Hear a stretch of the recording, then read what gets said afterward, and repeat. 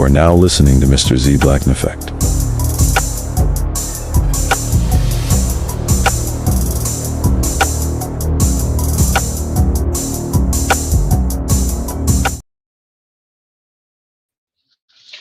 Like, share, subscribe, hit the super chat on the way in, hype button on the way out whenever it populates. Oh boy, Z, this is like an hour and a half later. Look, I was fighting for my life. Reckless streams, don't put it in the comments, don't put it in the comments. Y'all don't understand. Every time I was like, all right, I think I got a chance now. Nope. And I it could not be reckless the way it would have been reckless if I would have tried to start it when I wanted to start it. Don't put it in the comments. Don't put it in the comments. Oh man. Oh man. Gain Muscle says, better yet, Popeyes was hitting. No, definitely not. And Popeyes is not open this early. Wait, well, actually, it probably just opened, but yeah, it's not open that early. But it definitely wasn't Popeyes. Look, I was fighting for my life. Man. So, we're revisiting the social contract. We have some materials to cover it. And we're revisiting the social contract once again. Fair use, fair use, fair use, fair use. We're revisiting the social contract inspired by Media Man, right? So, there's something about, and did I even put that up here too? Yeah, it's here. Okay, there's something about women, black women in specific, and their framing of how educated they are, particularly above black men, and the framing of better yet, the language, the we are the most educated demographic in America. Speaking on black women, right? Black women continuously saying they are the most educated demographic in America, and having other folks, particularly some black men, reiterating that also. I know many of us are like, why do they keep on saying that, right? And we're going to speak about it, right? And we're going to tie that. 067. And we're going to tie that into the social contract, right? We're going to tie that into the social contract. So y'all gives you a second and let's get underway. And so we're going to play the Media Man clip first, right? Shout out to Media Man. And then we'll play the rest of the materials and then give our commentary. I think that's how I'm going to order it. So shout out to Media Man. Shout out to Passport OG. You're gonna see why I said shout out to Passport OG in a minute. And let's play this first, and then let's get underway. Every time I post that black women are the most educated demographic in the United States, it never fails to trigger the most insecure men who think so highly of themselves. Black women are the most educated racial gender group in terms of college degree attainment. They hold a larger share of bachelor's degrees, master's degrees, and doctorates than any other race gender group in the United States. Black women are the most educated demographic in America. Black women are disproportionately educated. We will be serving white cake. So you got white man has to open the mouth and sing all goddamn day long. Guess who is the highest education, racial and ethnic group in the United States? You're looking. You know, we are the most educated demographic in the country. I just went ahead and talked about the school to prison pipeline. We're just going to go ahead and dive into the educational disparities between black men and black women. Black women are the most educated demographic of women in the United States. Black women are the most educated demographic of women in the United States. Black women are the most educated demographic of women in the United States. We had to play it 3 times like Dr. Umar. Black queens forever, snow bunnies never. I said black queens forever, snow bunnies never. I said black queens forever, snow bunnies never. Okay, here we go.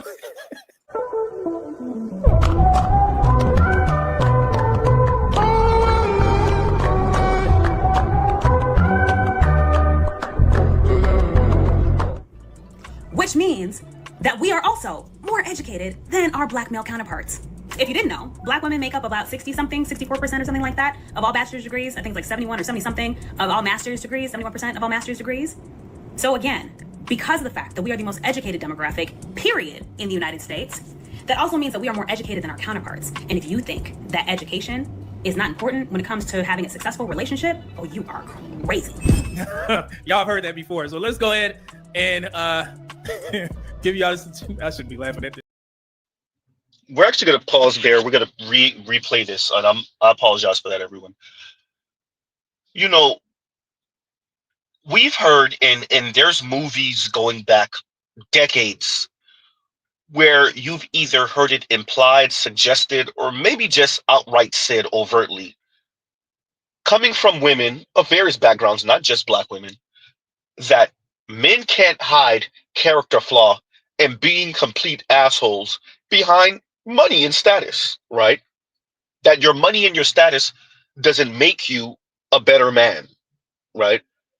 Now, how much do women truly believe that and actually say it? They say that, but how much do they believe that if we introduce them to the millionaire man who's an asshole? That's a different conversation. With that, women have been saying this for decades.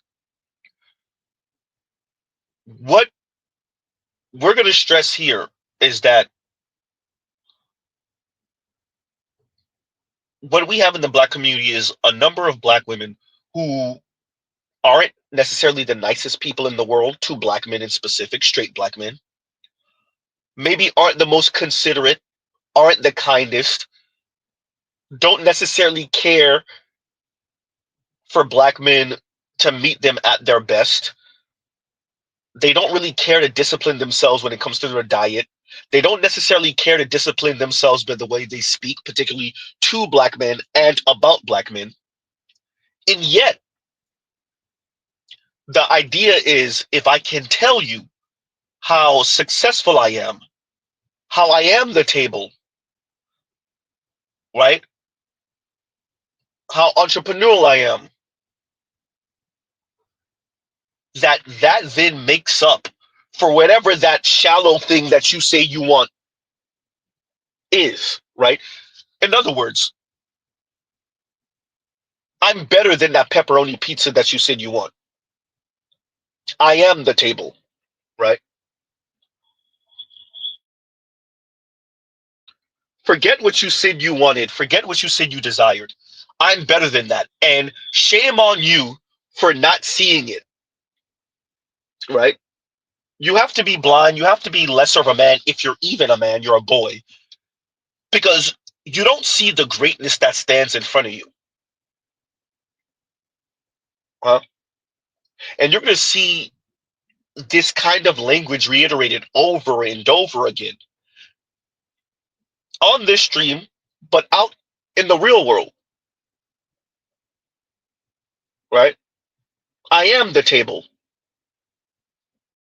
And then you come home to something like this on the inside. I don't understand why you wouldn't want a woman like me. I am successful. I'm rich. I can fight. I will say it. I love men. Yeah. Thanks. Yeah. But I don't love a stupid man. If you can't be with my peace, you can be with the door. Yeah. Yeah. Oh, you're in your masculine area. Well, why don't you get in yours? I'm sick of men telling me, oh, well, you know, you hardcore. Yes, I am. I am. Can you handle it? Oh, well, what you bringing to the table? I am the table. Salute to Leslie Jones. Of course, she has a right to have the personality that she has. Now, there's a reason why I left that last little bit of Passport OG, and once again, shout out to Passport OG, saying, shout out to Leslie Jones, and she has the right to have that personality she has. Because she does. She does have the right. And men, particularly black men, have the right to not accept it. She has the right to believe that she is the table, and we have the right to say, that's great that you're successful and you know how to fight, right? And that's great, but that's not what we're looking for. We said pepperoni pizza.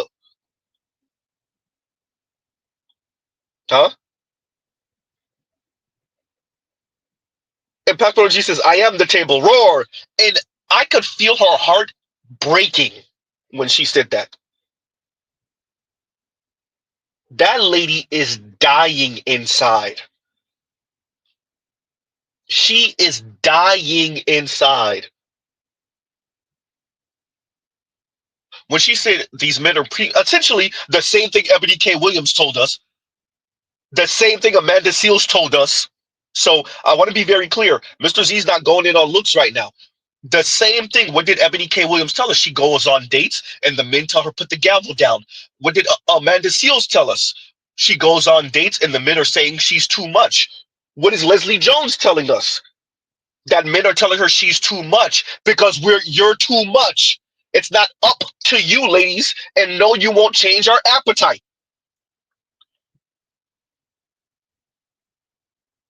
Huh?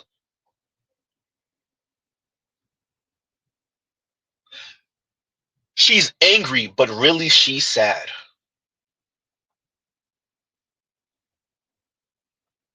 The I am the table, the men said, no, you're not. And we don't need to say it verbally. As a matter of fact, most men, including black men, are not going to say it verbally.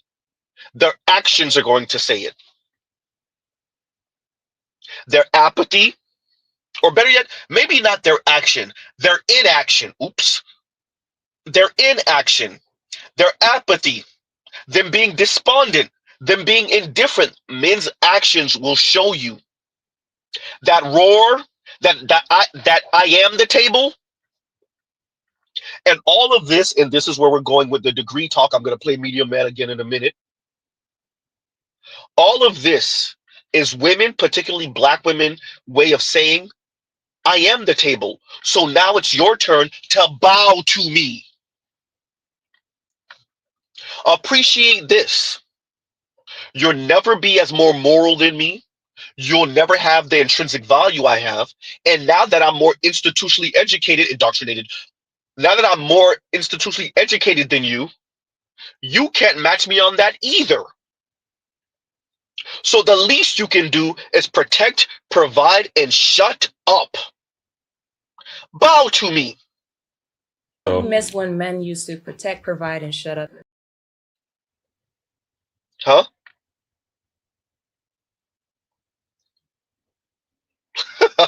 And Vince is hissy fit feminism rhetoric. And you could look, Leslie Jones was breaking, and shout out to Pastor OG. She's crying inside.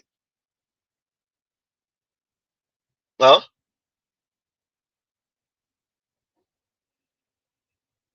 She couldn't contain herself at the end. When she said, I am too much. I am the table. She's angry because men are not accepting that in Hollywood. The men on her level and above financially are not accepting that she's the table. She believes she's the table. Maybe some of her girlfriends believe she's the table. But the men she desires, the men she finds attractive, the men she finds appealing, disagree. Huh? So it is hissy fit. It is temper tantrum. Huh? Let's play it again, and shout out to Pastor OG. And then you come home to something like this on the inside. I don't understand why you wouldn't want a woman like me. I am successful. I'm rich. I can fight. I will say it. I love men. Yeah. Thanks. Yeah. But I don't love a stupid man. If you can't be with my peace, you can be with the door. Yeah, yeah. Oh, you're in your masculine area. Well, why don't you get in yours? I'm sick of men telling me, oh, well, you know, you hardcore. Yes, I am. I am. Can you handle it? Oh, well, yeah. What you bringing to the table? I am the table. Salute to Leslie Jones. Of course, she has a right to have the personality that she has.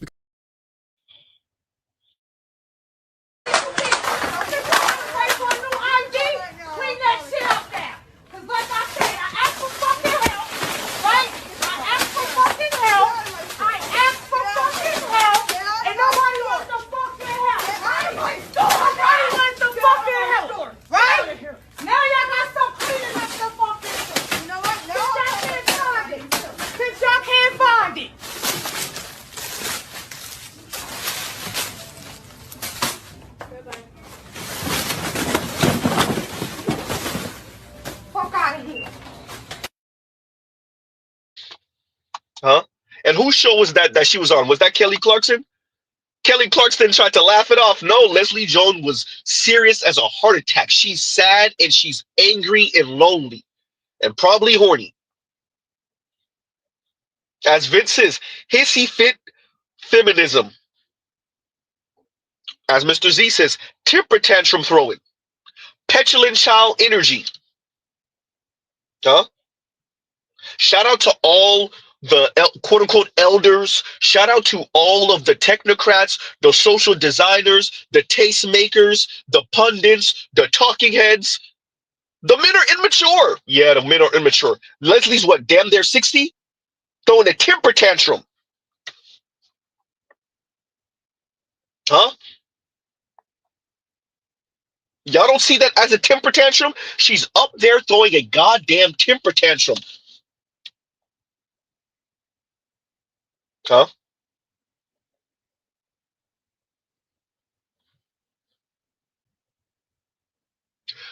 The social contract dictates it's not up to you, ladies. It's up to the single men. Leslie Jones, it's not up to you whether you're the table or not. It's up to the single men whether you're the table or not.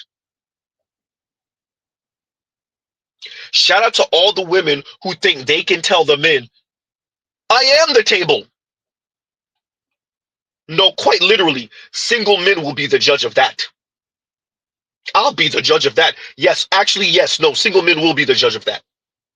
It's not up to you. Just like for men, it's not up to the women who's going to be Casanova, who's going to be the ladies' man. It's up to the women. Uh-oh. Huh?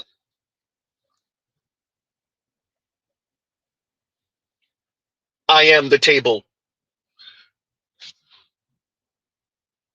Is you still there? I'm still here. You hear that silence? Yeah, that's what the men have to say about it. Once again, shout out to Media Man. Let's continue. Every time I post that black women are the most educated demographic in the United States, it never fails to trigger the most insecure men who think so highly of themselves. Black women are the most educated racial gender group in terms of college degree attainment. They hold a larger share of bachelor's degrees, master's degrees, and doctorates than any other race gender group in the United States. Black women are the most educated demographic in America. Black women are disproportionately educated. We will be serving white cake. So you got white man after open your mouth, you sing all goddamn day long.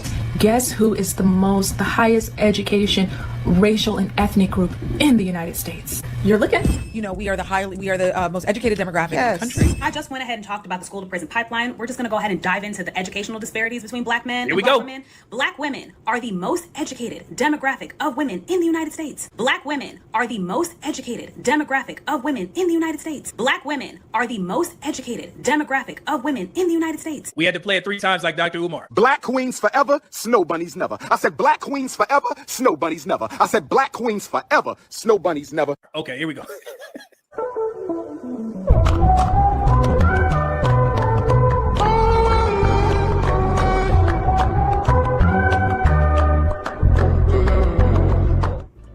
Which means that we are also more educated than our black male counterparts. If you didn't know, black women make up about 60-something, 64% or something like that of all bachelor's degrees. I think like 71 or 70-something of all master's degrees, 71% of all master's degrees. So again, because of the fact that we are the most educated demographic, period, in the United States, that also means that we are more educated than our counterparts. And if you think that education is not important when it comes to having a successful relationship, oh, you are crazy. Y'all have heard that before. So let's go ahead and give y'all this. I shouldn't be laughing at this. Damn, I've been doing this for too long. I knew it was coming. And it was actually a lady in the comment section. She actually put a picture of it. The stats she is speaking of are black women compared to black men right here. This is Ask Realtor Cynthia. So it's the one from the AAUW. Guess who has it? Your boy. Fast facts, women of color in higher education. There's actually no date on this. However, I knew exactly where she got that from because I remember this quote. Black women are significantly less than white women to enroll in 4-year colleges, graduate within 6 years, and go on to earn advanced degrees. So if they would have read the study, or if this young woman would have read the study, she probably would have stopped right here because they tell you exactly what it is. And I hear people keep quoting, yeah, black women are the most enrolled. They're not the most educated. No, they're not the most enrolled as well. All right. So yeah, so that should have stopped them right there. But nevertheless, this is where they got that information from. So the number of white women, 39%, getting an associate's or bachelor's degree by the age of 29 is nearly twice as high as for black women, 21%. And then Latinas, 20%. Among black students in higher education, women are more likely than men to earn degrees. Black women get 64.1% bachelor's degrees, 71.5% of master's degrees, 65.9% of doctoral, medical, and dental degrees. Fewer students of color attend 4-year colleges and white students, 30.6%, so on and so forth. All right. So this is where they got that from. But what she doesn't understand is that's actually a snapshot. I told you I already put this stuff together. So American Association of University Women, the same reference that she's using, women of color, higher education. And like I said, it's not dated, but we had to guesstimate about 2016 to 2020. Among degrees awarded to Black students in the U.S. higher education, that's a 64.1%. But to interpret this does not measure how many Black women have degrees. It measures how many of the degrees earned by Black students in a given year went to women. So that's the snapshot. What people fail to understand is when they quote this study, they're talking about a particular year. All right. And honestly, I don't know why Black women don't just celebrate that. If you mean to tell me Black women represent 7.5% of the population, but in that given year, they got 64.1% of the bachelor's degrees, that's amazing in itself. Am I correct on this? Why not just say that? Why say we have the majority of the master? Why not just say, yeah, man, look at what we did in this particular year? That's an accomplishment, in my opinion. Something about that math but sounds for some odd off. reason, you guys have to conflate the statistics to make it seem like y'all are super women. You don't have to do that. All right? So I'm just giving y'all some advice, man, so you won't go out there looking crazy. Now it gets to me and it looked like I'm cooking y'all, but I'm like, no, just read the whole study. It'll tell you. But that's an accomplishment. Congratulations, Black women. So, and then there's another study that they tend to cite, and this is wrong. I'm going to show you that one as well. For the Pew Research Center 2024, this is what they tend to cite from here. U.S. women are outpacing men in college completion, including in every major racial and ethnic group. Now they got Black women on there. Look at that. See? Getting that degree. What the Black community fails to understand, if you look right here, from 1995 to 2024, Black women earned 38% of the degrees with a bachelor's degree, and Black men earned 26%. This is I think the most parroted study in these spaces. People say, nah, 38% of Black women have degrees and only 26%. That's a 12% difference. That is a huge gap. But what they don't understand, Lord, if you just read the fine print, sweet Christmas, what does that say right there? Percentage of 25 to 34-year-olds with a bachelor's degree, okay? And this was for a given year. And this is just for the young population, 25 to 34. That is not all Black women and Black men that have degrees. And even if you look at this study, you can see that white women had more degrees, white men had more degrees. Let's see here, who else? Asians, of course, 77% of them. And that's the 25 to 34. And then we actually have more degrees in that 25 to 34 than Hispanic men and women. All right. So there you go. It's 25 to 34. And let me make sure I clarify. So the interpretation, this isolates younger millennials and Gen Z adults, representing the new generation of college graduates. It shows how the gender gap has widened among younger Black Americans. In 1995, only 14% of young Black women and 16% of young Black men had a bachelor's degree. By 2024, that became 38 to 26%, okay? These are not all time statistics. They reflect a specific age cohort and highlight current generational trends. Very simple. And I'm gonna go over all three of the most important education points that people try and talk about in these spaces. This is the most accurate one. And guess who was the first one to find it? Your boy. So Post-Secondary National Policy Institute, 25 and older, NCES, ACS data. Black women 25 plus, 29.3% have earned a bachelor's degree or higher. Black men 25 plus, 22% have earned a bachelor's degree or higher. Now, pay attention. The interpretation. This reflects the entire adult Black population, age 25 and older, the most comprehensive measure of total educational attainment among living Black adults. It's a snapshot of who currently holds degrees, not just recent graduates. All right? So if you lined up 100 Black women, about 29 of them hold a bachelor's degree or higher. Among 100 Black men, 22 do. This is the best figure to use when discussing Black men and women overall. Their Black community. So, young lady, Black women are not outpacing Black men like that. 29% versus 22%. That's a 7% difference. Make sense? And like I said, this is the context behind it. And another nugget here for women like this. Every other race of women outside of Asian men earn more degrees than their male counterparts.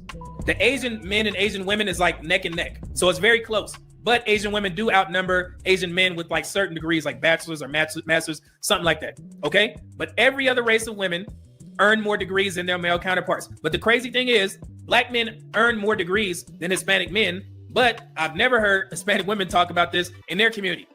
And there's probably a reason why they're still married at a higher rate than us. Okay?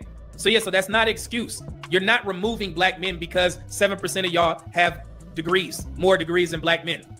And we have these conversations about education, and nobody ever cites that point, that it's only 29% of black women that have degrees. You would think that it's 75% the way people talk about black women in education. Am I tripping? Every conversation tends to, straight towards that. So in 2021 to 2022, you can see right here for women, black women come in third for associate's degrees, 13.6. Bachelor's degrees, they come in third, 11.5%. Master's degrees, black women come in second, 14% in comparison to white women, 60.9%. So no, young lady, black women do not hold the most degrees, okay? So it's a 60% to 14%. However, that is second. And then black women come in third among all women in doctorate degrees. And you know who else comes in third? Black men. So we are equally yoked, as they say, in the education department, because black women are the major racial groups. Black women right there, third, black men third, right there. Right, yeah. Okay. So yeah, so just wanted to be clear. Very simple. And this information is, easily accessible. All right. But it's not just Leslie Jones. There are other black women who are stressing to you that they are the table. And maybe they don't say it in those exact words, but they express the same sentiment. Who you talking about, Z? Okay, if you a sugar mama, right? What do you define a sugar mama, though? We got to make sure. A sugar mama, I want you to a sugar define mama, a sugar mama. is a cougar with a bag. No, it don't have to be cougar. Okay. See? Well, See? okay. A cougar and sugar mama, two different things. Right. Okay, a woman with a bag, right? Who's willing to share. Who's willing to share her resources, and which is all black women share. The numbers are the numbers. If black women have the most degrees, if we have the most home ownership, if we have the most education, and black men who I love, I rock with, will never date outside my race. But the bottom line is, the stats are the stats. It shows the less amount of degrees, the less ownership. So every black woman in her is a sugar mama. We gotta stop. We gotta stop. She is y'all gotta get your whether money you like it or episode. not. This is the baller episode. Yeah, whether you like it or not. I'm looking at these statistics. Hey, brother, y'all gotta get y'all money up. Yeah. But if you're not getting it up, who been helping your black ass? Your woman? No, but we got to make sure, we got to be clear. Your woman, your mama, your auntie. So the audacity to sit up here and talk about what you don't like about black women getting it, when it's been a black woman that's getting it, that's been putting you in position your entire life. So when I say sugar, I'm not talking about I'm saying black women have been able to sustain. This is what the numbers show. To sustain. I agree with it's that. only black women. Then I'm not talking about criminalizing 100%. us. I'm talking about the whole thing. If it's a black woman put their house up to get your ass out of jail, if it's a black woman helping you study at college, if it's a black woman giving you your keys so you can go do your job, if it's a black woman that's having your children. No, the bottom line is we have been the sugar mamas of the black community, of the culture. So for men to sit up and act like it's a bad thing when we've been holding it down, to act like it's a bad thing because we want a degree so you can focus on your trade or you can go get your, to act like it's a bad thing when I walk in the room as a virtuous woman. We got to change that conversation. Black and Latina women who never marry are the least wealthy in the U.S. What was that Tesla again about black women have been able to sustain? Black and Latina women who never marry are the least wealthy in the U.S. And when you go through the article, it's childless and single black women, right? Childless black women who never marry are the least wealthy in the U.S. Yeah, black women have been able to sustain. See, it's not just Leslie Jones. It's not just Ebony K. Williams. It's not just Amanda Seals. It's not just Kim Foster. It's not just Chrissy. It's not just Real Talk with Yanni. It's black women.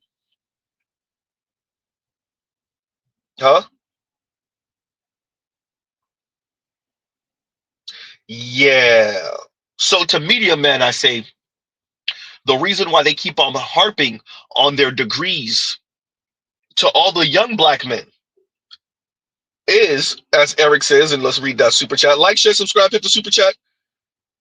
Right? And as Eric says, shout out to Eric Dedman, he says, it's all black women have to throw in our faces is that home ownership and those degrees.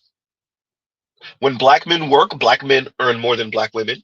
Black men have more wealth than black women. Once again, black women make 8 cents to the white man's dollar. Black women earn 8 cents to the white man's dollar. Black men earn 21 cents to the white man's dollar. And instead of black women turning that into something like 29, maybe 30 cents to the white man's dollar, they would rather stay there in the struggle with their 8 cents and their ego, throwing temper tantrums. Huh? So be it. Shout out to the clips. So be it.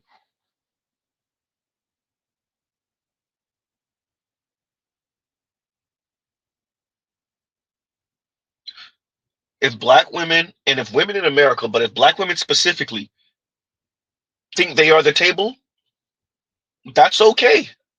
That's going to be one empty ass table. Yeah. Once again, to the women, to black women in specific, it's not up to you, it's up to the single men. Sounds good. Sounds empowering. That obsession with all that empowerment talk.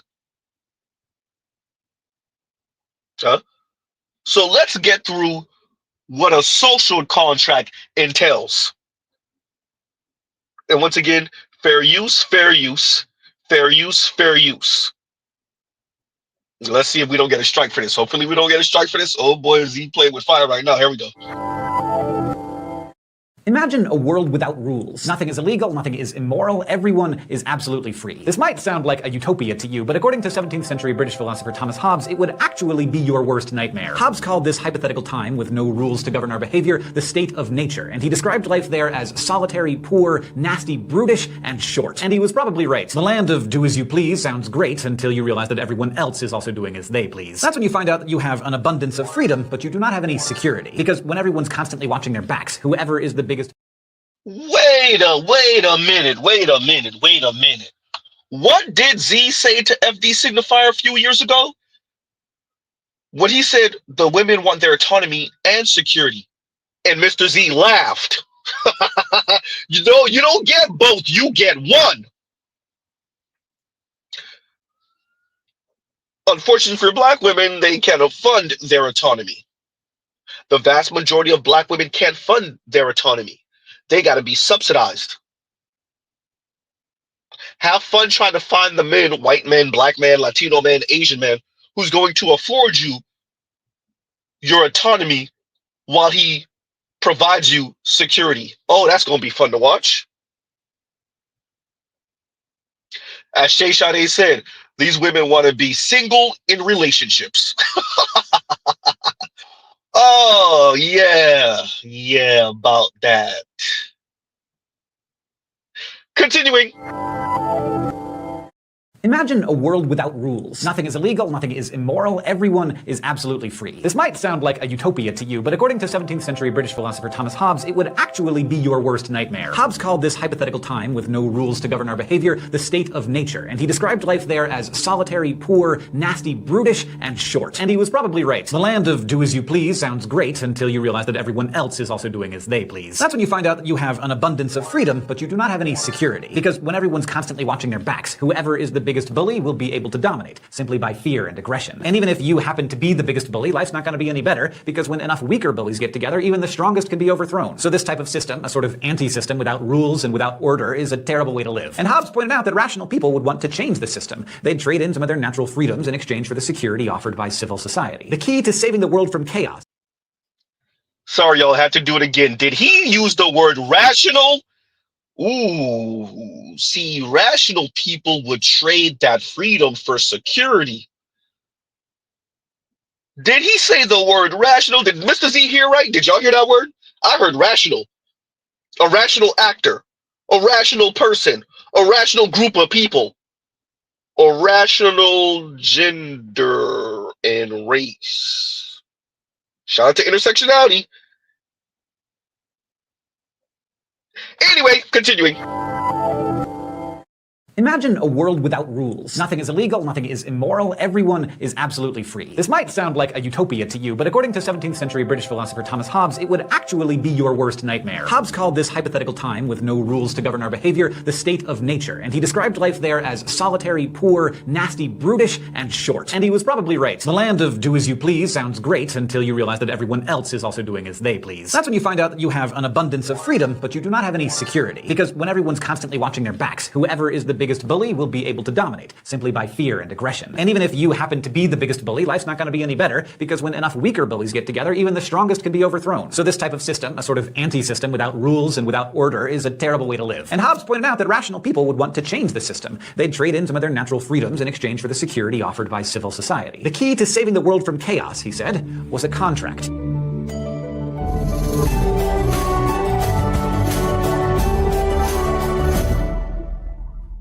Hobbes didn't think there was anything deeply real about morality. It's not written in the stars or waiting to be discovered by reason or handed to us on stone tablets by the divine. Morality, he believed, is not primitive or natural. Instead, Hobbes proposed, anytime you get a group of free, self-interested, rational individuals living together, morality will just emerge. Because free, rational, self-interested people realize that there are more benefits to be found in cooperating than in not cooperating. Like, say I have an avocado tree growing outside of my house. I consider it mine, and I can take all the avocados I want from it. You have a mango tree, and you can take all the mangoes you want. But sometimes avocado havers grow tired of avocados and mango havers grow tired of mangoes. This might actually be a bad example, because is there any such thing as too much guacamole? But sometimes you just really want a mango smoothie. And in the state of nature, where there are no rules, the only way for me to get a mango is to steal it. And the same goes for you and my avocados. So we found ourselves living in a world where we steal from each other, which means that both of us are always on edge, and we see each other as enemies. But remember, we're rational, so we find a better way. We make an agreement. We promise not to steal from each other, and we promise to trade avocados for mangoes. Now we have more security and a more interesting diet. What we have created is a contract, a shared agreement, and suddenly morality is born. This view, espoused by Hobbes and followed by many today, is known as contractarianism. Contractarians say that right acts are those that do not violate the free, rational agreements that we've made. And we make these agreements because we think they'll make our lives better. So basically, we trade in some freedom for the benefits that come out of cooperative living. Avocado for mango contracts are pretty straightforward. We both want something, and we make an explicit contract that we both believe will result in us being better off. But some contracts aren't so obvious. We're also bound up in a lot of implicit contracts, ones that we've never actually agreed to, but sort of find ourselves in. For instance, natural-born citizens of the United States never agreed to follow the law of the land. Immigrants who become citizens do. They have to engage in an explicit contract as part of the citizenship process. But for the rest of us, we are expected to follow all sorts of rules that we never agreed to follow. Now, if you try to explain to the cop who pulled you over that you never agreed to the speed limit, so you're not bound to follow it, well, I'm pretty sure you're going to get a ticket anyway. And that might seem really unfair to you, but contractarians will tell you that it's not. Because you reap all kinds of benefits from being a part of this system. You get to drive on safe roads, drink clean water, and if your house catches on fire, people will show up and do their best to put it out. Rights imply obligations by Hobbes' thinking, so when you take from the common pot by enjoying the goods that the system provides, you are also expected to pay in. That's what happens when you pay taxes and when you show up for jury duty and when you accept the punishment for violating the rules, even rules that you disagree with. So contracts are a pretty brilliant way for violating rules survivable, but possible. They save you from a situation that Hobbes described as war of all against all, and puts you in this idyllic land where everyone cooperates. But can you really count on cooperation? To explore that question, let's head over to the thought bubble for some flash philosophy. In the 1950s, Canadian mathematician Albert W. Tucker formalized an idea that had originally been posed by American game theorists Merrill Flood and Melvin Drescher. Since then, many versions of this dilemma have been presented, but Tucker's scenario goes like this. You and your partner in crime are both arrested and put in separate rooms for interrogation. The prosecution doesn't have enough evidence to convict you for your main offense. The best they can hope for is to give you each a year in prison on a lesser charge. So the prosecution offers you each a deal. If you rat out your partner, they'll let you go free. But now you and your partner face a dilemma. If you both remain silent, you know you won't get any more than a year in prison. But if you're enticed by the thought of doing no time at all you have to do is squeal and you'll go free while your partner does 3 years. The problem is, enticed as you are by the offer, you know that your partner is thinking the same thing. And if you each give up the other, then the prosecution will have enough evidence to send you both away for 2 years. So now you think, no, it's better to stay silent. That way you'll only get the 1 year, as long as you can count on your partner to reason the same way. But what if he doesn't? What if you stay quiet and your partner's the rat? Well, that means you're doing 3 long years while he gets away scot-free. Shout out to black women! Unpleasant prospect, if you're both rational agents, you'll be drawn to the conclusion that looking out for yourself is the best option, because it carries with it the prospect of either 0 or 2 years, rather than the 1 or 3 years that you might get if you stay silent. Thanks, Thought Bubble. The prisoner's dilemma shows us some interesting wrinkles in contractarianism.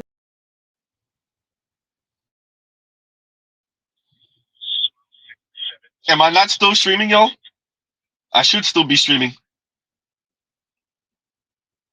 Does it say? It says I'm still live. Let's make sure.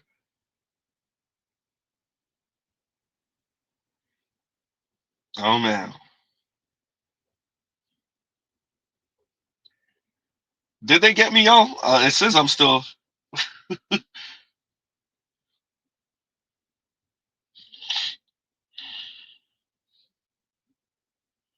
Oh man, they got me.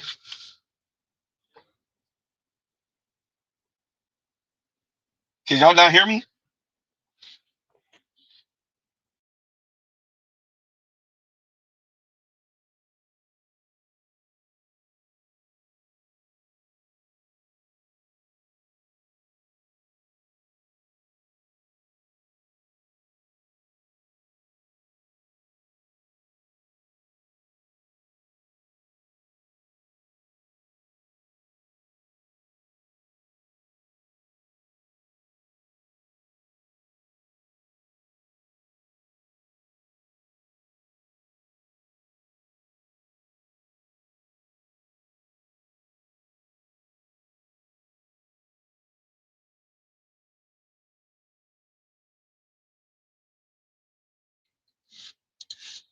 Are we still here, you guys?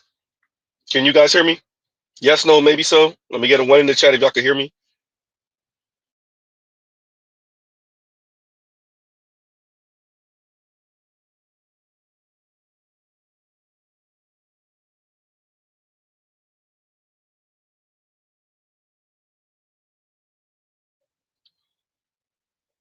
No, y'all still can't hear me. Oh man.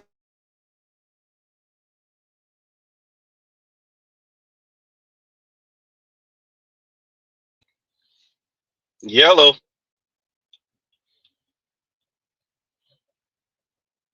Are we still in here? No, maybe so. Let me see if y'all can hear me.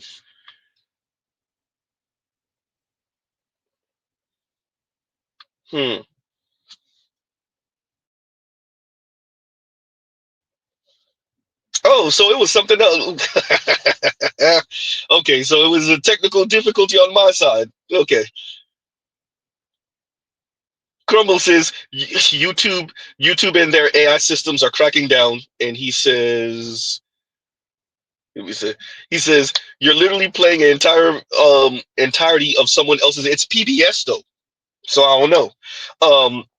It literally says public broadcasting, like right. So he says, what did you think was gonna happen? Well, we about to risk it anyway. Like, share, subscribe, hit the super chat because we gonna risk it. We gonna do it again, right? We gonna play. Look, Crumble, watch this. Watch this. Hey, like, share, subscribe, hit the super chat just in case we get clipped. See, you gonna take the chance again, Mister? Look, we are saying something here, right? Erica Badu said, "I am sensitive about my ish." Look, we are saying something here. We got a message. Huh? So let's continue on with this because he was saying, right, he was going through the social contract and why it's important, right? So yes, exactly. Fair use, fair use, fair use, fair use. As a matter of fact, you know what? If we ain't gonna risk it, because Mr. Z came prepared today. One of the reasons why it took so long, but Mr. Z came prepared. So let's see if we can get away with this. This is about a minute and a half. Let's see.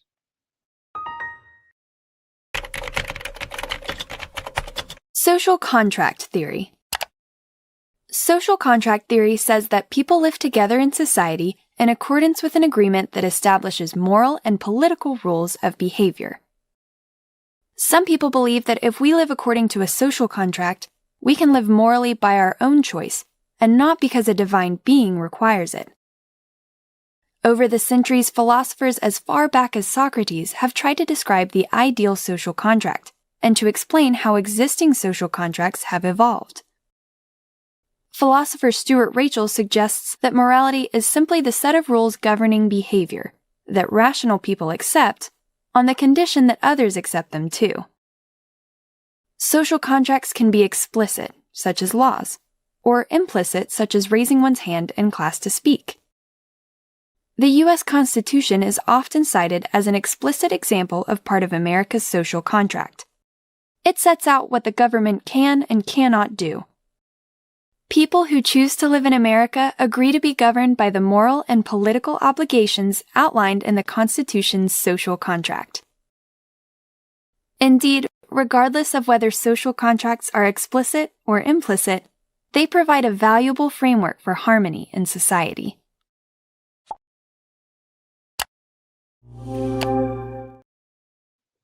They provide a valuable framework for harmony in society. Say it again slow, Z. They provide, oh, Mrs. Z already lost the words. They provide a valuable framework for harmony in society. Huh. The social contract. The social contract.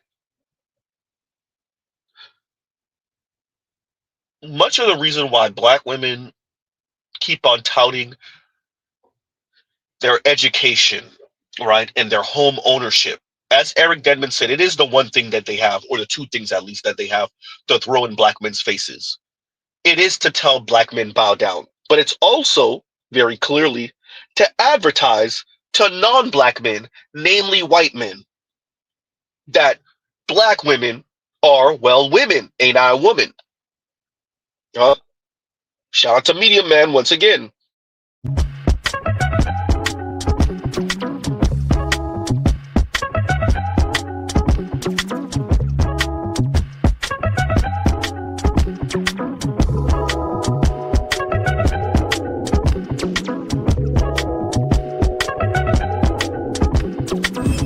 Post by a woman that said that she's much more happier because she stopped dating Black men. What's the problem? Men get on here, all the time and say, that other women are better than our own. So what are we complaining about? Black women are more race loyal anyway. They're least likely to date out than Black men anyway. Go look at Pew Research studies. I'm not making this stuff up. Black men are twice more likely to date out than Black women. Black women always want a Black man. Black men are the ones who don't cherish their own freaking community because they're the ones who date out more. Let's talk about it.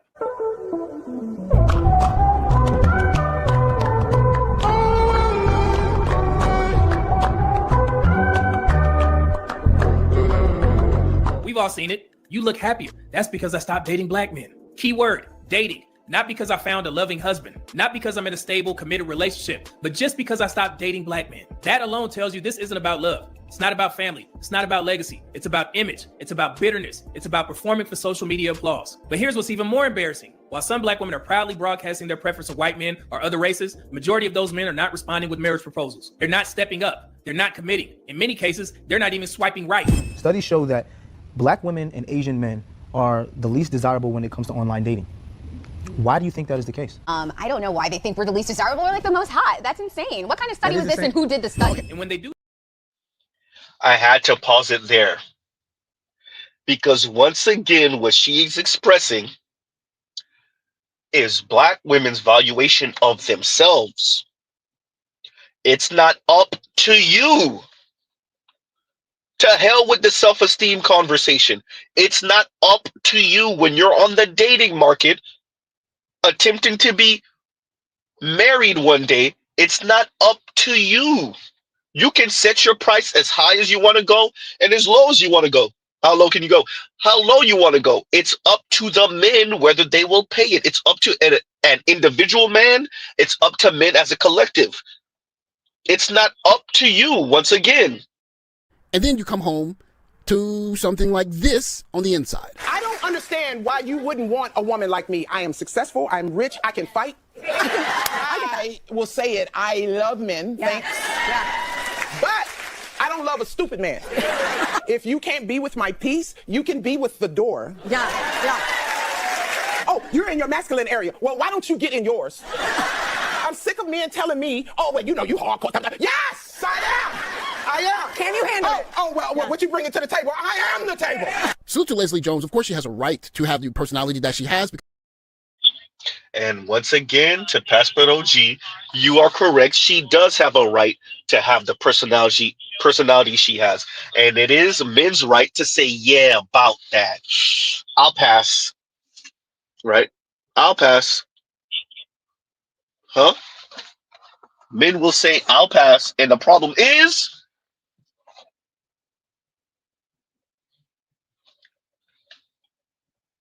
So to the young lady with the low shaven head, we're like the most hot. It's not up to you.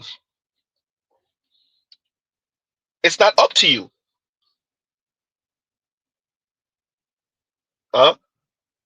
When there's an item on sale, or is there somewhat a thing on sale, and they tell you all the features and all that's great with it, and it's in the store and it's next to other items that are similar. It's up to the consumer, up to the customer, which one of these items they choose to spend their money on. When you look at the package, you could say, now with 50% more of this. It's up to the consumer. If we're in the relationship store, we're not just talking about quote unquote dating, having sex. No, if we're in the relationship store, the long-term relationship, the marriage store. Dear Black women, your biggest obstacle to overcome is your weight and your attitude. And it's not up to you, right? You're not going to get men to change their appetite, period. And you no longer have a monopoly on Black men. Black men are no longer a captive audience. Black men are no longer a captive audience. You will adhere to the social contract, or you will be single.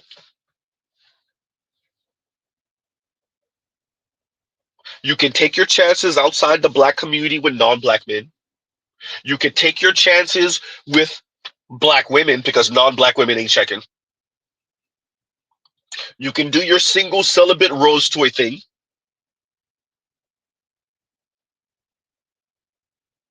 Black men said they want pepperoni pizza, and that's what they want. And if you're not going to provide them with pepperoni pizza, then you're out in the elements.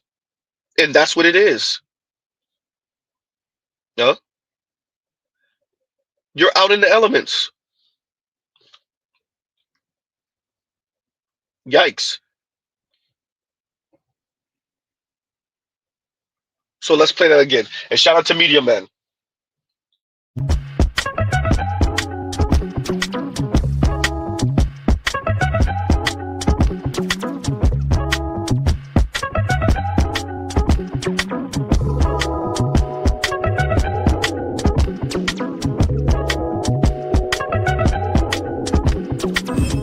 Post by a woman that said that she's much more happier because she stopped dating Black men. What's the problem? Men get on here, all the time and say, that other women are better than our own. So what are we complaining about? Black women are more race loyal anyway. They're least likely to date out than Black men anyway. Go look at Pew Research studies. I'm not making this stuff up. Black men are twice more likely to date out than Black women. Black women always want a Black man. Black men are the ones who don't cherish their own freaking community because they're the ones who date out more. Let's talk about it.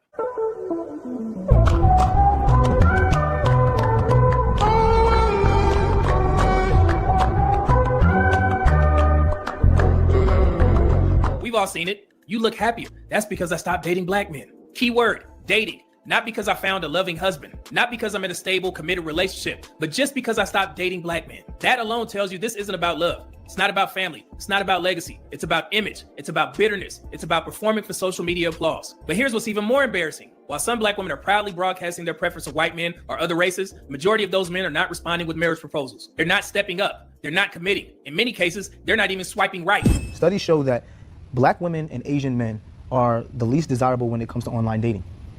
Why do you think that is the case? I don't know why they think we're the least desirable or like the most hot. That's insane. What kind of study was this and who did the study? And when they do show interest, it's often rooted in fetish and not foundation. I do not hate pink people. I just dislike shit that pink people do.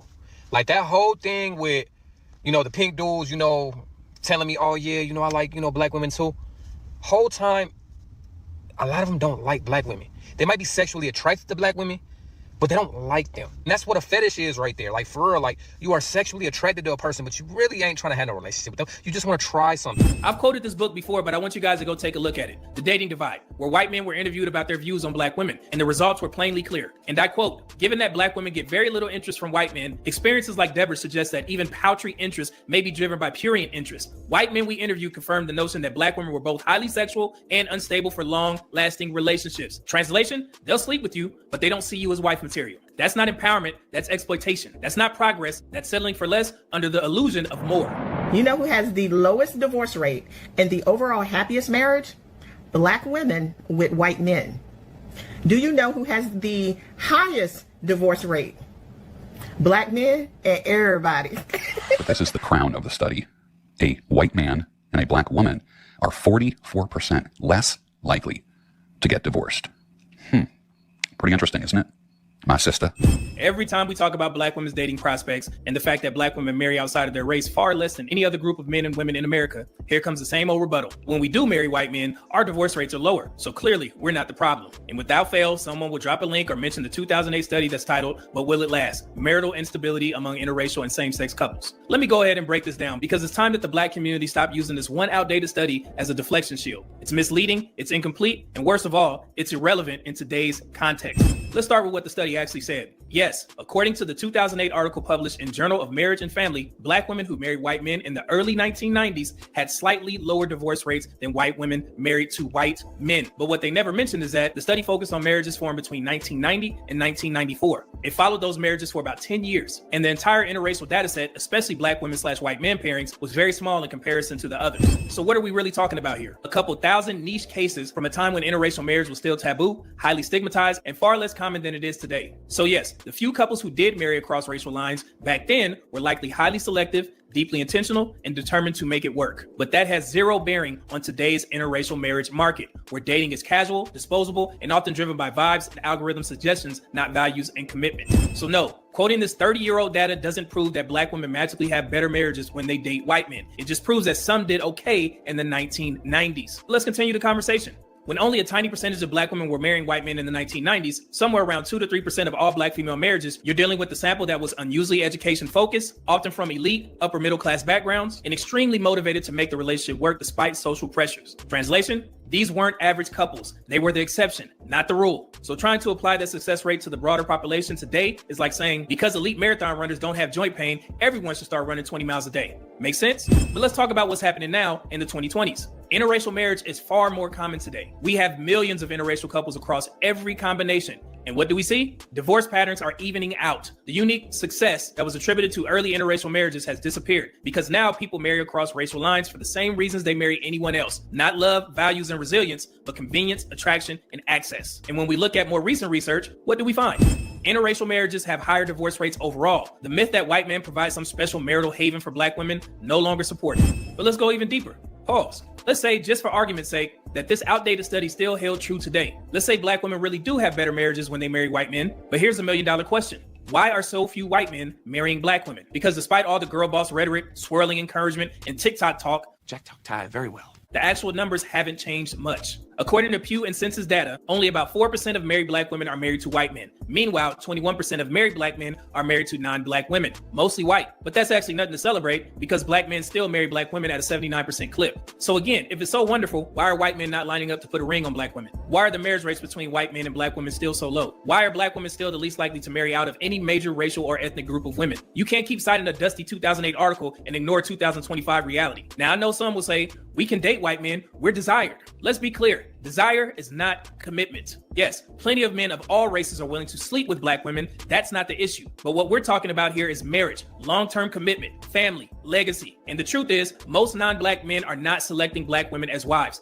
period. So if you're a black woman who truly wants to marry a white man and not just weaponize his hypothetical existence to insult black men, then you have to ask, what kind of woman do white men actually marry? What values do they want? How are we showing up in the market? Culturally, emotionally, behaviorally? And does it align with what those men are looking for? So let's call this out plainly. Quoting this study isn't about interracial love. It's a subtle jab at black men. See, you're the problem. We do just fine without you. But here's the irony. Black men are doing just fine too. In fact, they're the most interracially married group of men outside of Asian Americans. So if white men are so great and black men are so toxic, explain why black men are being chosen by women across all races, while black women, despite higher degrees and social praise, are not being chosen at the same rates. This isn't an insult, it's a wake-up call. If you're a black woman who wants to marry outside your race, do it. Nobody's stopping you. No one's policing your love. But don't stand on an outdated cherry-picked article from 2008 and act like it proves black men are the reason you're single in 2025. The question isn't, why aren't black men stepping up? The real question is, why aren't white men stepping forward? And maybe, just maybe, the answer isn't in a study. Maybe it's in the mirror.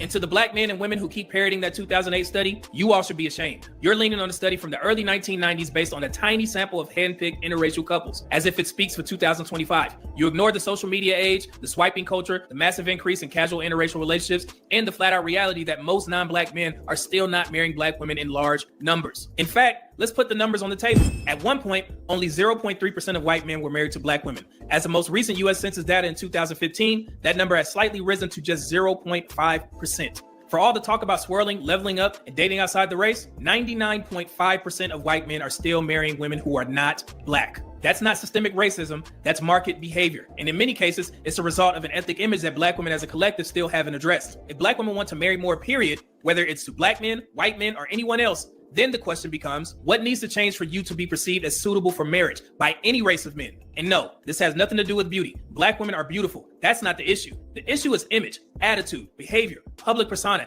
and perception. I think that it's based off of how we're viewed in the media. So Mario, Jorge, Cartwright, Shang Tsung, we got a thrift store of leftover bitches. They're leftover because apparently it ain't enough niggas is worth a damn. Whatever. Point is they leftover. We need you to come pick them up. No instruction manual. Figure it out. Sprinkle some white ice on it. Maybe, I've heard the white ice is colder. Sprinkle some white ice on it. It goes with everything. If you come within the next 24 hours, we'll give you a complimentary book on how to date black women for white men. That's a $4 value. Huh? And once again, shout out to Edward Anderson, shout out to Media Man. While I'm playing these and speaking on the social contract and tying these together, right? Eric Denman said it earlier in the stream. This is all black women have. And that's for a handful.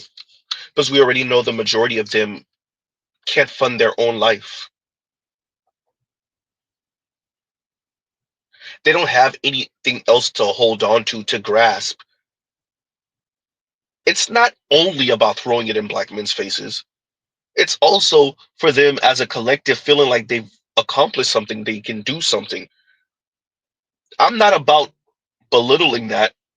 With that, in their minds, the one true way of accomplishing that or feeling like they're accomplished is by defecating on others, namely black men. I don't begrudge black women being happy about their accomplishments for those of them who are accomplished, and even for those of them who are not, who live vicariously through the ones who are accomplished, who see that as some type of collective black girl accomplishment and victory. Nothing wrong with that, right? With that, when you then use that to defecate on black men, to remind black men of their quote unquote place, right?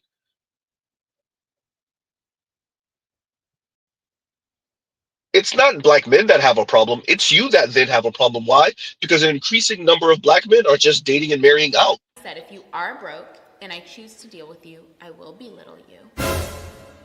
It is what it is. When that is your attitude, what else do we expect men to do? Men are not going to quote unquote rise to your level. What level is that? Black men earn more, black men have more wealth. Leslie Jones can throw all the temper tantrums she wants. Huh? Ebony K. Williams can call black men all type of dusty sons all she wants. Huh? A number of these folks. Kim Foster can call black men, particularly the black minister, useless all she wants. Yes, she did say it.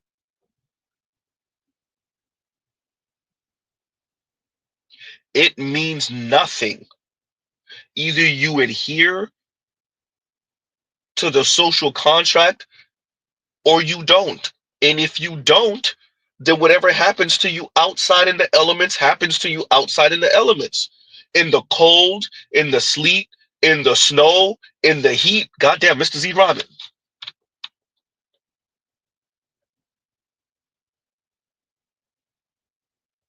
To young black men,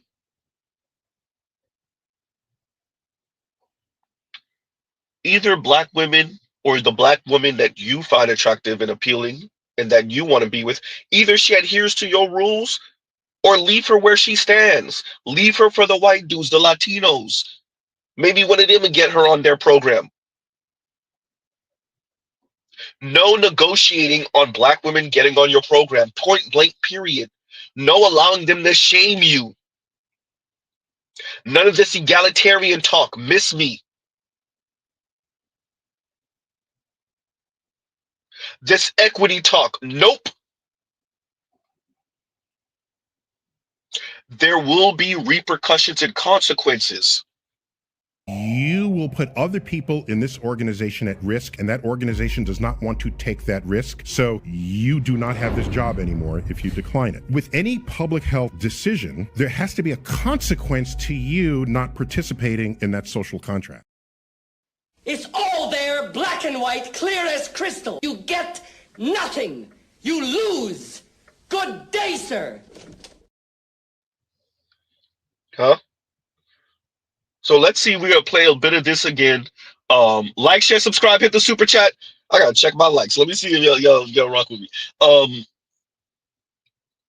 We're gonna try to play this again. We're not gonna play the whole thing. I'm gonna see if I get maybe a couple minutes in, because with the describing of the social contract, it emphasizes there's a cost to this,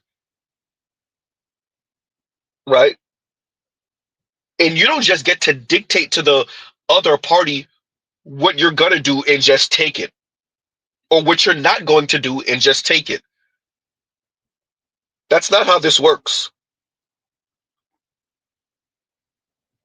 Huh? So let's see if we can play this again without getting taken off. Like, share, subscribe, hit the super chat. Shout out to the replay gang. And here we go. Imagine a world without rules. Nothing is illegal, nothing is immoral, everyone is absolutely free. This might sound like a utopia to you, but according to 17th century British philosopher Thomas Hobbes, it would actually be your worst nightmare. Hobbes called this hypothetical time, with no rules to govern our behavior, the state of nature, and he described life there as solitary, poor, nasty, brutish, and short. And he was probably right. The land of do as you please sounds great until you realize that everyone else is also doing as they please. That's when you find out that you have an abundance of freedom, but you do not have any security. Because when everyone's constantly watching their backs, whoever is the biggest bully will be able to dominate, simply by fear and aggression. And even if you happen to be the biggest bully, life's not going to be any better, because when enough weaker bullies get together, even the strongest can be overthrown. So this type of system, a sort of anti-system without rules and without order, is a terrible way to live. And Hobbes pointed out that... Damn, they got me again? Jesus.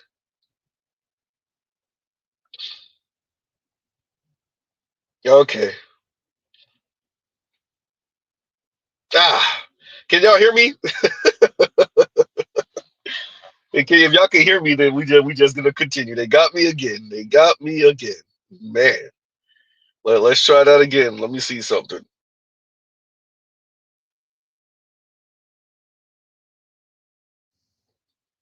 Man, okay, so let's see. Let me get a one in the chat if you guys can hear me. Let me get a one in the chat if you guys can hear me. No, not yet. Not yet. Let's see something. Y'all gives you a second. Let's see if y'all can hear me or not.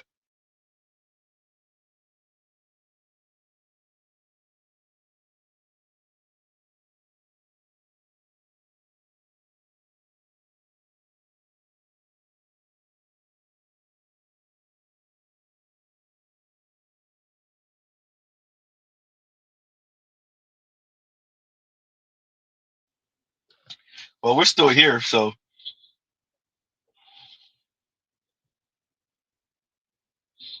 Y'all gives you a second.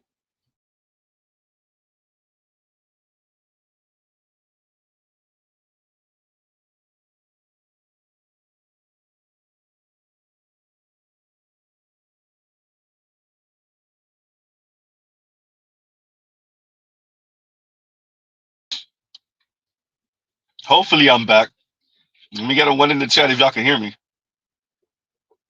Hopefully I'm back.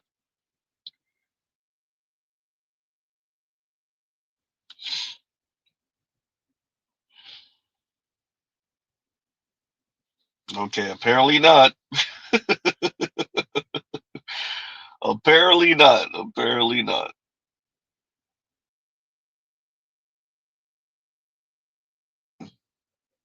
They got me.